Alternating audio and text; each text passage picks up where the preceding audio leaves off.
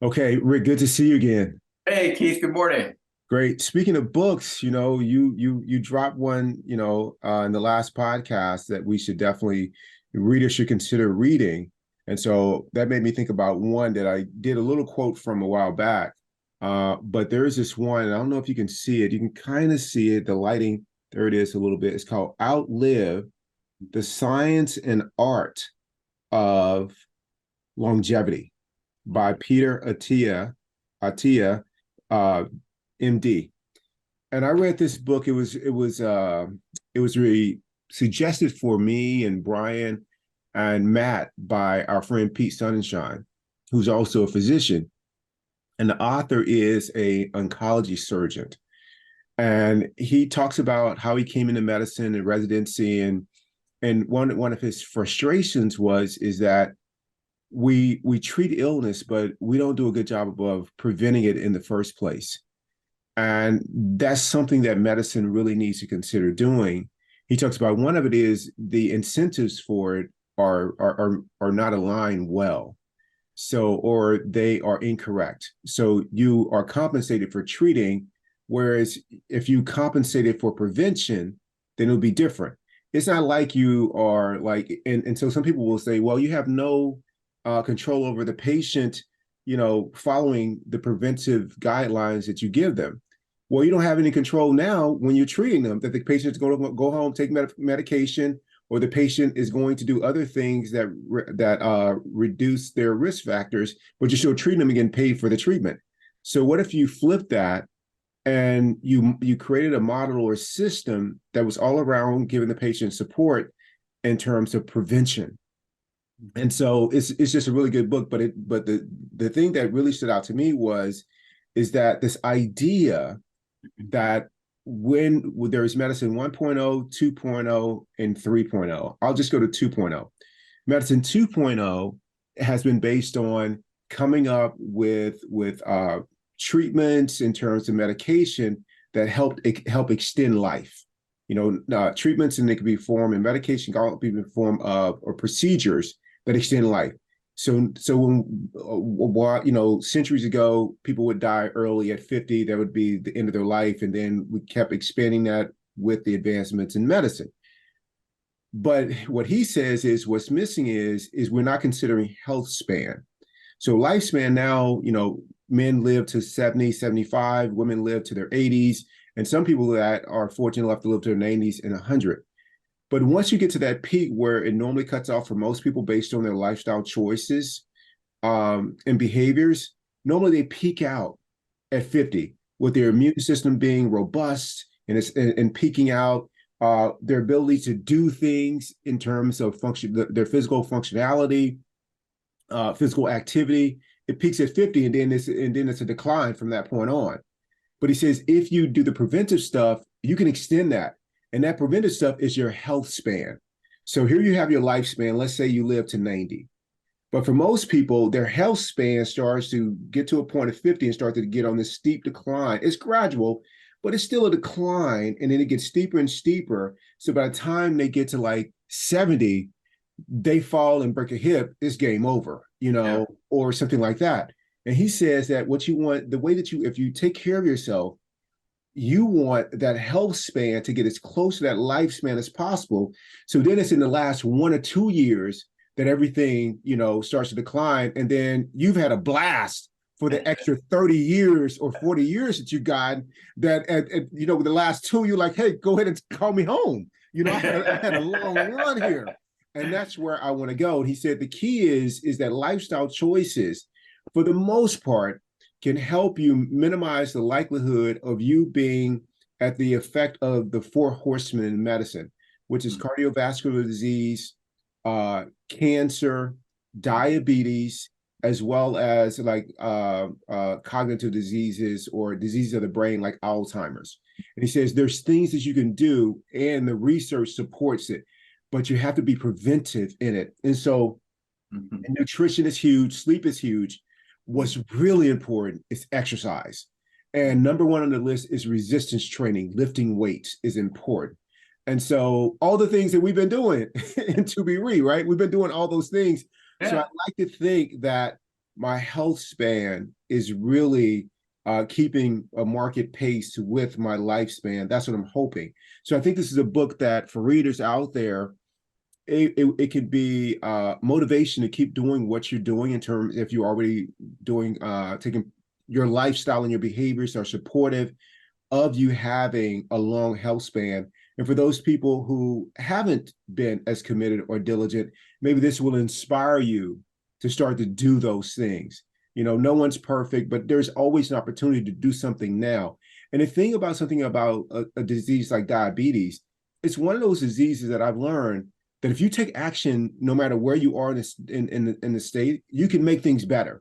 You know, you can make things better with your diet, your nutrition, and things like that. There are things that you can absolutely do. So I just thought it was very interesting, Rick. What any thoughts or comments about? I love that it was written by a doctor, an MD. Surgeon.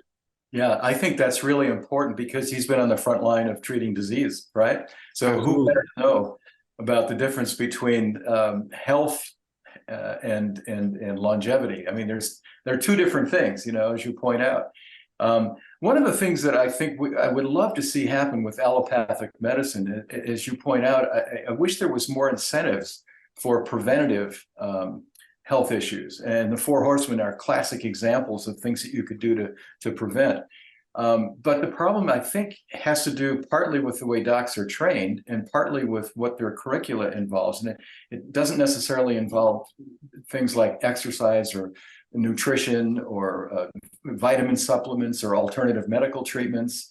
And I wish we had more of a clearinghouse of almost every kind of medical treatment that's been known to man from Chinese 4,000 years ago to date, you know, and put them all out there like a smorgasbord and have some remedial training in all of those things. So, you know, when docs get into a situation where there's a diabetic and maybe you're going to give him the latest drug, you still give him some counseling on, you know, the problem with your lifestyle and maybe losing some weight and getting off the couch and, you know, those sorts of things. I know I'm simplifying, but I do think that's a need that we have. And since I've been living in Sedona, I'm shocked to see how many people up here don't have any medical doctors at all, no physicians at all in their lives, because they're completely shut down on allopathic medicine because they feel that it's just basically pills and cutting. And so they're searching for all of these alternatives, and many of them are as goofy as you can imagine. On the other hand, I suppose, you know, in 1870, when they first did a surgery, that looked goofy as hell as well. But my point is that we ought to open these things up more to talking about lifestyle as a condition for health, for good health. And I'm not so sure it's important only in the context of getting older. It's important to enjoy your life on a day-to-day basis. Absolutely. If you're 25. Absolutely. You know, I look back, and when I was in a fraternity, I probably could knock off a 6-pack every night, and then probably 2 a night on Fridays and Saturdays when there are no classes the next day. And now I have a beer or two, and I'm flummoxed, so I don't drink anymore. You know, I just can't do it. I love drinking. I love that state change of feeling light and happy. I just can't deal with the hangover and the physical debilitation it takes on my body, so I quit. But I think there's a lot of things like that we could control for. That would be a huge step forward for the entire culture. One of the things also I think that's really important is the notion of having a good support group, a good set of people who are like-minded around you. It doesn't do any good, you know, if you're eating Funyuns and Coca-Cola all day, if that's what your wife is doing and your kids are doing, and you're trying to eat organic vegetables, you know, you got to have a little bit of support there. Same thing with emotional health. Emotional health, I think, is extremely underrated as a contributor to disease. And I've viewed that myself personally with my mom, who had all sorts of issues that were unresolved, that caused her to suffer emotionally, which caused her to, I think, at least played a role in her getting cancer and not being able to survive very well. And she was dead at 65. Terrible. That's just terrible. Anyway, I think there's a lot of work that we can do, but it always starts with you, right? That's the problem. Here's the other, you know, I ragged on the doctors for a minute. Let me rag on the patients, you know, all of our colleagues. You don't go into a doctor when you've got a terrible disease and say, okay, fix me. And then you light up a cigarette while you're waiting for him to do the script. I mean, come on, man. You got to have some awareness and understanding that you're driving the bus. Now, the doc can be a good mechanic. He can be a great mechanic, but he's not a magician. You know, he can't undo 40 years of crap life. You can. At least you can chip away at it. But it's going to take work. It's going to be painful. It's going to be difficult. It's going to be working out in the dark at 4 a.m. But if you want to live a healthy and successful life, it's required. Sorry, but that's the rule. It's just like dieting. You know, people say, oh, I got these big bones. You know, that's big. I can't help it. I just have a coffee and then I balloon up. No, when you say you have a coffee, what you're having is a Venti Starbucks with mocha, 6 whipped creams, and it's like 1,000 calories, you know, and you're thinking, I just had a cup of coffee. Same thing with a salad. I just had a salad. No, you had some lettuce and then you had a cup of dressing for 1,000 calories. So, I mean, people are doing these kinds of goofy, self-delusional things that aren't helpful. Hey, how'd I get on this rant? Sorry. No, Rick, preach. Yeah, it's really interesting, man. And, you know, he talks about with the 4 horsemen, for the most part, you know, particularly with diabetes and heart disease, and there are some exceptions, but they're rare in terms of the genes make a difference. But even with the genes, there's still things that you can do to minimize your chances, even if your genes or the heredity, you know, predisposes you at a higher risk. And one of the things he talks about is that it's gradual, like it's over time. You know, this is 20, 30, 40 years in the making. All you're doing, you're contributing to these 4 horsemen, like you're strengthening them, the chances of them impacting your life, and that you can do something different. And so, you know, for people that have been really committed to a healthy lifestyle, they have used that same time to do little things to increase their health span. Like one workout is not going to increase your health span to where it could start to try to keep pace with your lifespan. But a lot of little workouts, a lot of good eating over time is going to make a huge impact. So they're inverses of each other. One, you're going to pay either way. The payoff for both at the end is significant, in my opinion. So if you don't have, you know, great behaviors that are going to contribute to a longer health span, then that decline is going to be serious. The things that you want to do, you won't be able to do. Something as simple as getting out of a chair or trying to clip your toenails is going to be a challenge for you. You know, walking off curbs are going to be like a life and death decision that you're making when you're trying to step up or down curbs or take stairs, things like that. Or you can do this. So that's going to be huge in terms of the cost of that. And the payoff is that as you get older, if you are doing these things, the quality of your life is going to be extended and it's going to be so full. I mean, the things that I'm able to do at 53, there's no way I'd be able to do them if I wasn't taking care of myself and doing those early mornings and being committed about not missing any workouts, whether I'm in town or out of town, it doesn't matter.